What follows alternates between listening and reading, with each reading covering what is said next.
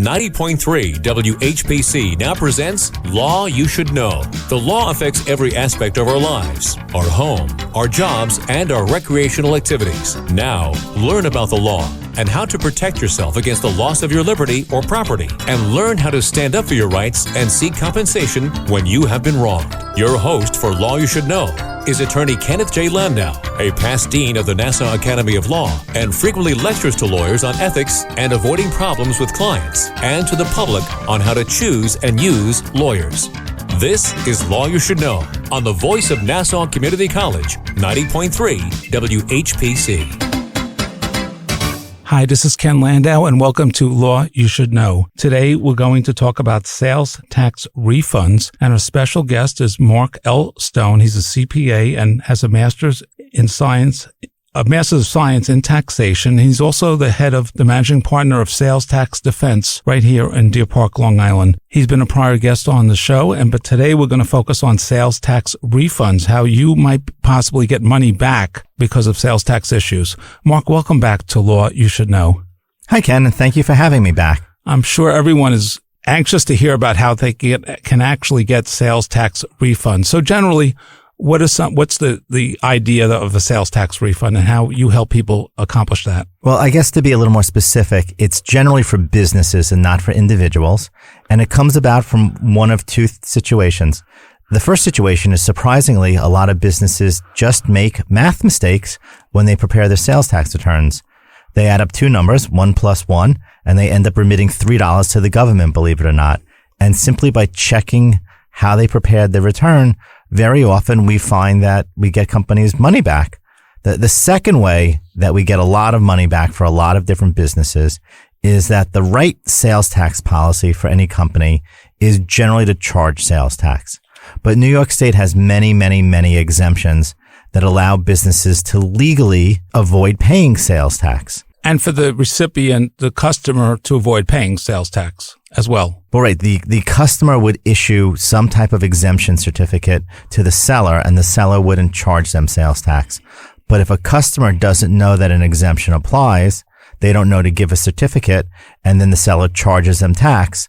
And what we can do is we can come in after the fact and review the purchaser, the customer's use of the items, what they're doing, how they're selling something, how they're making use of the item that they just bought.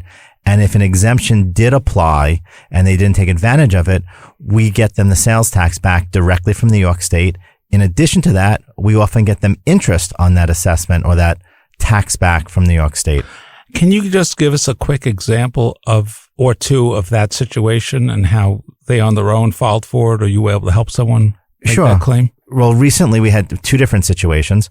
One was a manufacturer, and they went out and they bought all sorts of heavy equipment, conveyor belts, and other things for their process of making an item here on Long Island. And they paid sales tax on that. New York State has a very broad exemption for manufacturing equipment. So all of that equipment they bought, all of the repairs to that equipment, all of the supplies and utilities that power that equipment, the oils and other things that went into running that equipment and making sure that it was maintained properly are all exempt from sales tax. And we were able to get them about $125,000 back directly from New York State. And certainly that's not small potatoes. And that may apply to many factories or distributors or other consumers on Long Island.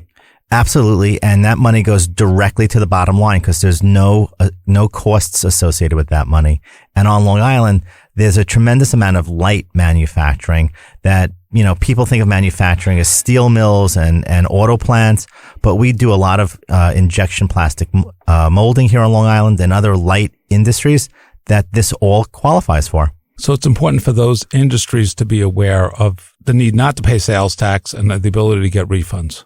Absolutely. And one of the services my firm offers is a free analysis of going into the company, reviewing whether or not they overpaid their sales tax. And if they are entitled to a refund, we work strictly on a contingent basis and only get paid when they get a check back from the government. So you can do sort of an audit of the situation to tell them when they have to pay and when they do not have to pay. Exactly. We actually call it a reverse audit because we're trying to get money from the government. Okay. And what about printed promotional materials? How do they fare in the issue when it comes to sales tax? So one of the exemptions that a lot of people don't know about since I think it's 1987 is that New York State has an exemption for printed promotional materials, which are used to send something out to a customer or prospective customer for no charge. When it was originally enacted, people were thinking catalogs and brochures, but it applies to many things more than that. Free samples that you mail out, maybe golf balls that you send to customers through the mail, anything that you really ship out for no charge that has your name, your logo, your company saying on it, you get to purchase all of those things exempt from sales tax or get that sales tax back if you paid it. And does it apply to a catalog? Absolutely. So if the catalog is printed and mailed from New York State, the vendor, whether they're in New York or I guess somewhere else, they probably don't have to pay the sales tax. The vendor, the supplier, doesn't have to charge you the sales tax, so that way you save that cost. Now, when it comes to capital improvements, what are some of the issues as, building a store or a business may upgrade their business, redo their business, start a business? How do sales tax issues come into play with that? This pertains to both individuals and businesses. So whenever a contractor does work, it's only one of two types of work for New York State sales tax purposes. It's either a capital improvement where the contractor does not have to charge you sales tax, or it's repair and maintenance work. There's no other animal. And repair and maintenance work, of course, the contractor is charging you sales tax. In order to qualify as a capital improvement, it has to meet three criteria. The criteria are that the work being done either prolongs the useful life of the property or adds value to the property. The second criteria is the work being done is attached to the property in such a way that removal of the items in question would cause damage to either the items or the property.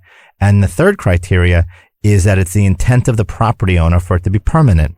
If they meet all three criteria, then that work is exempt. The contractor is exempt from charging sales tax, and the customer should be giving the contractor a capital improvement certificate so that they don't have to be charged sales tax. And what are some situations that are clear-cut examples of that, others that are not, and others that may be in the middle depending on certain factors? Things that definitely are capital improvements are replacing all the windows in a building, putting a new roof on the building, putting a brand new heating system, cooling system in the building, a very substantial upgrade to the electrical system. All of those things absolutely qualify as capital improvements. And what about the sheetrock or floor or insulation? Generally, large jobs like that would qualify. However, if you're just replacing one wall because there's a crack in it or a hole in it, there was a leak that damaged something, that's more of a repair and maintenance type service, and that would be taxable. But if it's something new, let's say for a homeowner or for a business, it was new, a store is being set up, an office being set up, would it qualify? 99% of the time, new construction does qualify as a capital improvement. Again, as long as it's permanent. If you're having your contractor supply your kitchen table, a kitchen table is not ever going to be viewed as permanently attached to your house. And what about a ceiling fan, especially if you have no intention of taking it? Ceiling fans qualify, hot water heaters qualify, toilets qualify, dishwashers qualify. And those are things that, really are only attached to your house by 4 or 5 bolts and 1 or 2 plumbing lines. What about when it comes to vehicles? Let's say a tractor trailer or other vehicle, maybe a business is buying or leasing vehicles. What are some of the issues there? So most vehicles are subject to sales tax, but New York State does have an exemption that if an individual, which is unlikely, or a business, which is very likely, is buying a tractor trailer is any 2-piece unit. One has the motor and the second piece, the trailer, does not have a motor. If combined, they have a gross vehicle weight over 27,000 pounds, both the tractor and the trailer are exempt from sales tax. And is that a growing trend to replace the vehicles, or that doesn't affect the demand for new vehicles one way or the other? It doesn't affect the demand, but what it's supposed to do is give New York dealerships, truck dealerships, either a competitive advantage or at least a level playing field with many out-of-state dealers that also don't have to charge sales tax. And maybe attract those customers to New York. Possibly, yes, absolutely. Because maybe there's more competition, or someone here has an oversupply or has the right kind of vehicle ready to go. Yes, I would agree with that. I just want to remind our listeners, we're talking about sales tax refunds, or at least a possibility, and also what items require sales tax and what items are exempt from sales tax. We're talking with Mark L. Stone. He's a CPA and also has a master's in science in taxation. And he's the managing partner of Sales Tax Defense located in Deer Park, New York.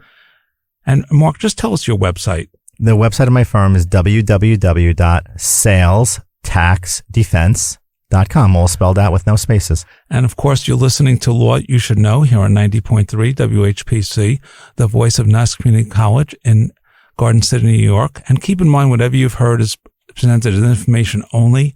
If you want to get legal or financial or tax advice for your situation, whether you're an individual or a firm, you should contact a professional and someone like Mark to get advice for your particular situation. Mark, what about computers? We're in the computer age. People are constantly upgrading computers. Even if they're working from home, they may have to upgrade computers. What is some of the interplay between sales tax refunds or exemptions and computer hardware and software?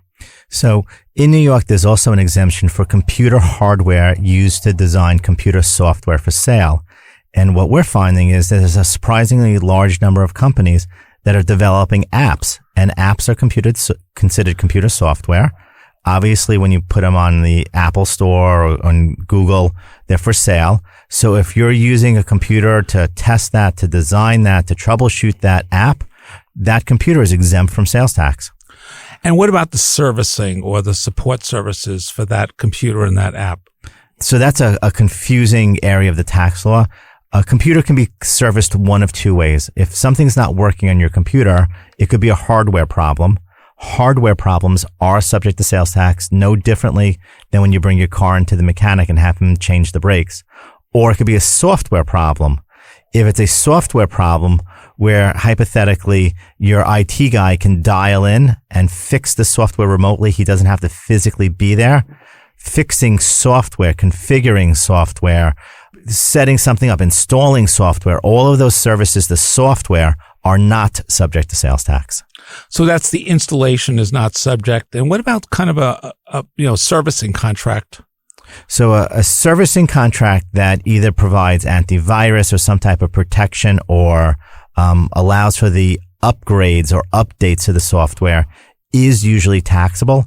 If there's an IT contract that just is troubleshooting, help desk support, that's not really giving you access to new software, which is not providing what New York State calls protective services, that's not subject to sales tax. Turning to the idea of school textbooks, or maybe textbooks even for a business, are textbooks exempt from tax? Do textbooks qualify for sales tax refunds? A textbook that's for a course from an accredited university that leads to a degree is exempt from sales tax in New York State. So you don't have to just buy your books at the school library. You can buy them at Barnes & Noble or even online and still save the sales tax, again, by giving the seller the proper exemption certificate. And does it matter what form the book is in? It does not matter, but I don't believe that there is sales tax on ebooks in New York State currently, so I don't think that would matter if you were just downloading a book. Okay, and whether it's elementary school books for Nassau Community College students, or for a law student, those books are exempt? All exempt as long as it leads to some type of accredited degree. Okay, and is that something that you think school bookstores and students take advantage of?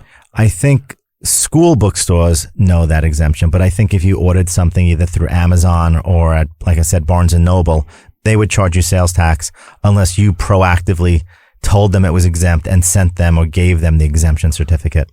Now, on your firm's website at salestaxdefense.com, do you have some of this information available and perhaps other educational programs on sales tax issues? Yes, our website discusses a lot of the laws that are relevant, a lot of the exemptions that apply, and a lot of the services that we provide for when people either want to know more or unfortunately have gotten something wrong and we have to help them fix it. And you also offer programs and lectures to other business groups or groups that deal with these issues? Maybe they're in contracting or construction or some other field. So we do a number of seminars. We give out continuing professional education to accounting firms on sales tax. We give out continuing legal education to law firms on sales tax.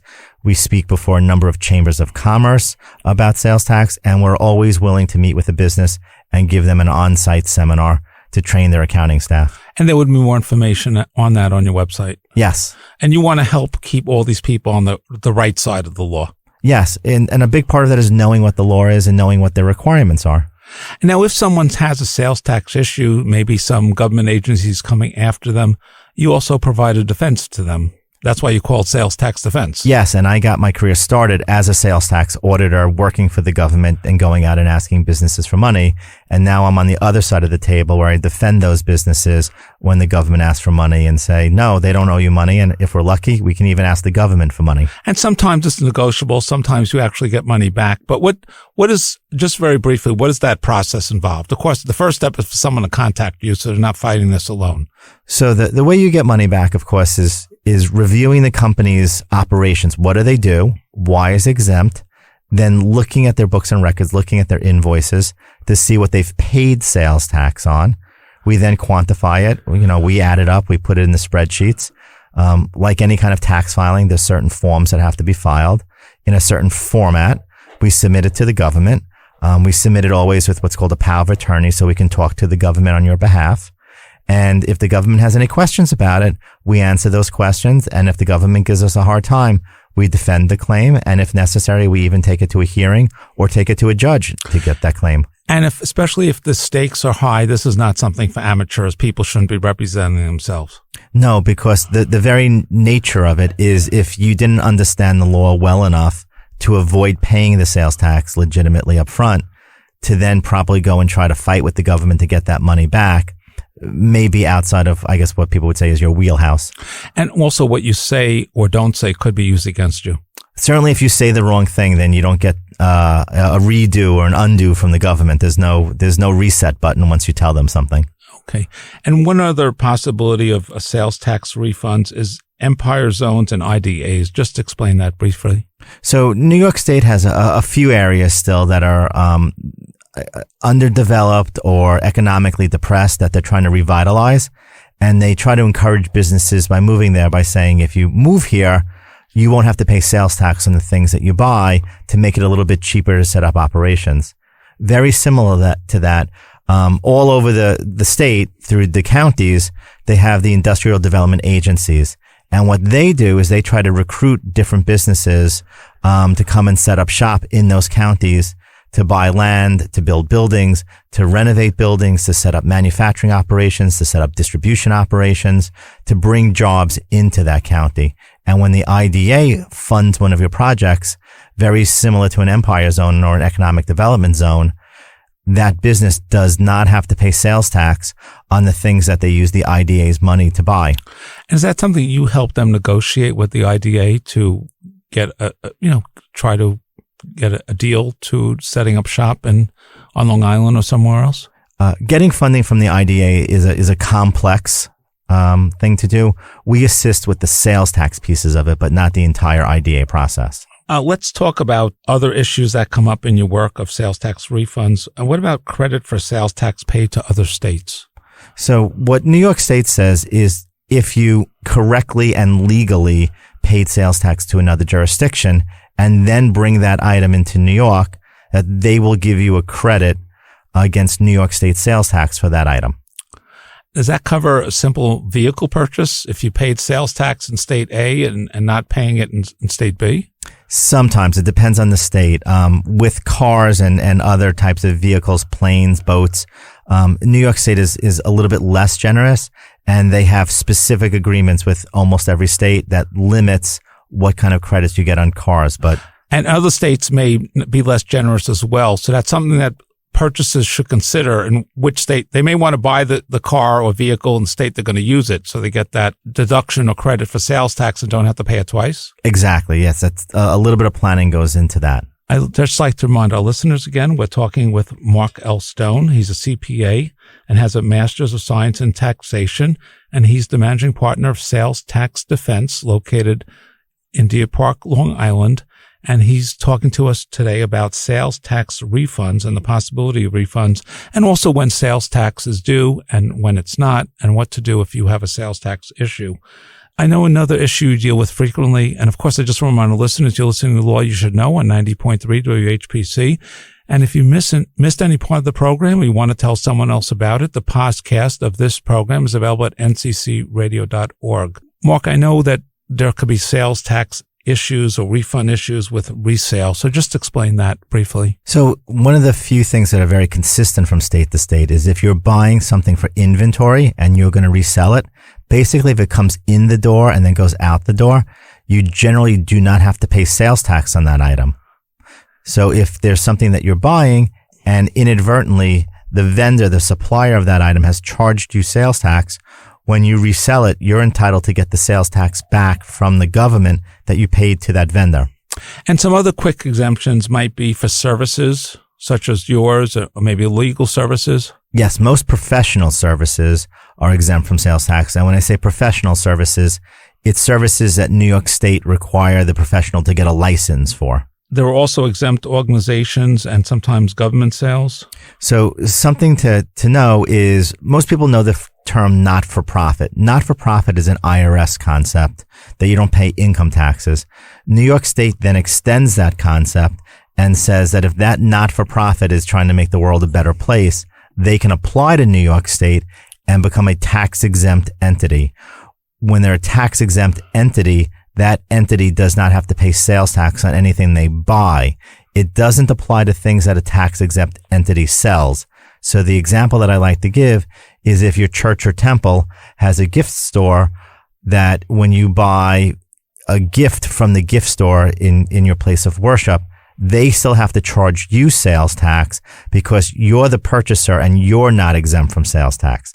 But when a church or a temple buys new chairs, new pews, they don't have to pay sales tax on those chairs or pews because they're using them. And another possibility, another issue where sales tax can cause problems is whether you're getting food at a supermarket versus a restaurant, let's say takeout or just purchasing the raw food. Just explain that. So New York State charges sales tax on any food consumed on premises and any prepared food that's basically served ready to eat.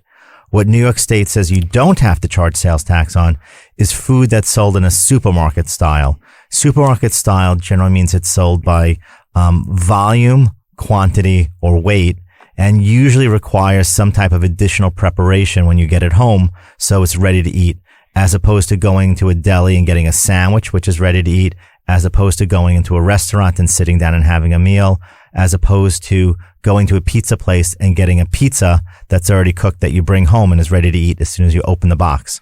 And also, like if you buy a rotisserie chicken or some other prepared food at a supermarket, there's going to be sales tax on that, or they have a buffet counter and maybe the dish is already packed and it's hot.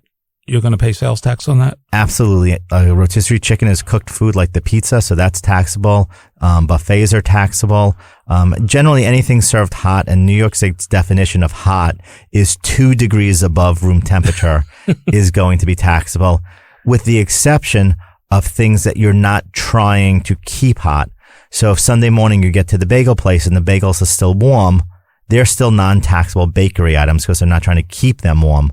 But when you go into that deli at lunchtime and they have that slice of pizza under that orange light and it's only 2 degrees above room temperature, that's taxable. Now, if they're putting something on that bagel, does it become a taxable item as opposed to just the bagel itself? Yes. As soon as they do anything to the bagel, it becomes taxable. It becomes a butter sandwich or a cream cheese sandwich or whatever else. Or bagels and lox. So if you buy everything separate, you might save sales tax on at least part of it. Yes, if you bought a bagel and if you bought cream cheese and you bought lox and you take it all home, that's all non-taxable.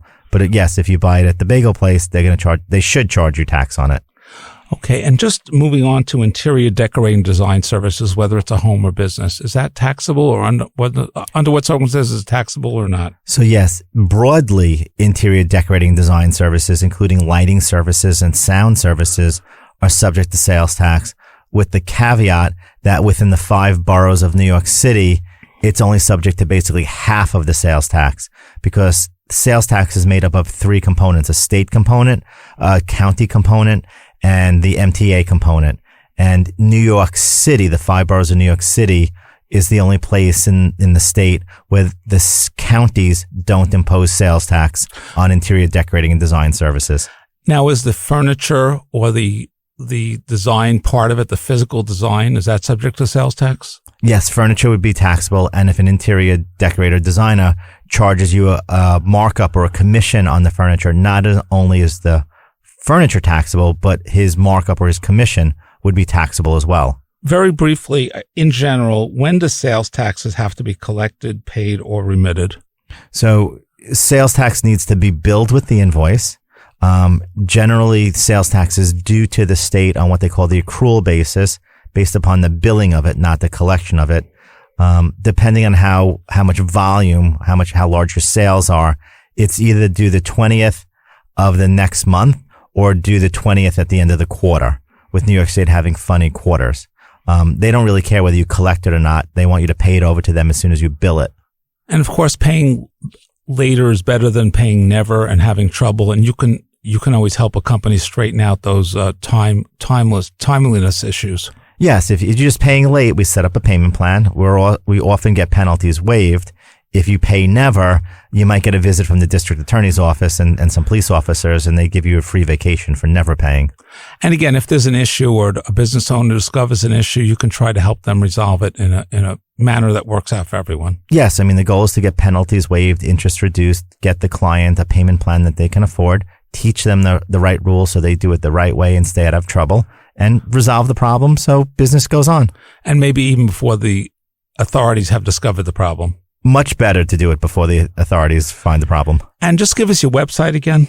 The website is www.sales, S-A-L-E-S, tax, T-A-X, defense, DEFENSE.com. And do you have any final thoughts in advising businesses or individuals when dealing with sales tax issues? The two things that I want everyone to know is if you're not filing a sales tax return and you're operating a business in New York State, you're probably doing something wrong. And if you're a contractor and you're paying sales tax on your carting charges, that's usually not taxable in New York State, and we can get you that money back. Okay. And the areas can get complicated, and it's good to seek an expert. It's good for everyone. Absolutely. To pay taxes when you have to and not pay them when you don't. I agree. Okay. I'd just like to thank our guest, Mark L. Stone of Sales Tax Defense, for being our guest on Law You Should Know and sharing this information with us. Keep in mind, it's not intended to be legal, financial, or accounting advice, but just information, and you should get professional advice from Mark or someone else who's well-versed in the area. If you missed any part of the show, you can listen to the podcast at nccradio.org. And please join us next week at the same time for another program on Law You Should Know here on 90.3 WHPC Radio, the voice of Nassau Community College in Garden City, New York.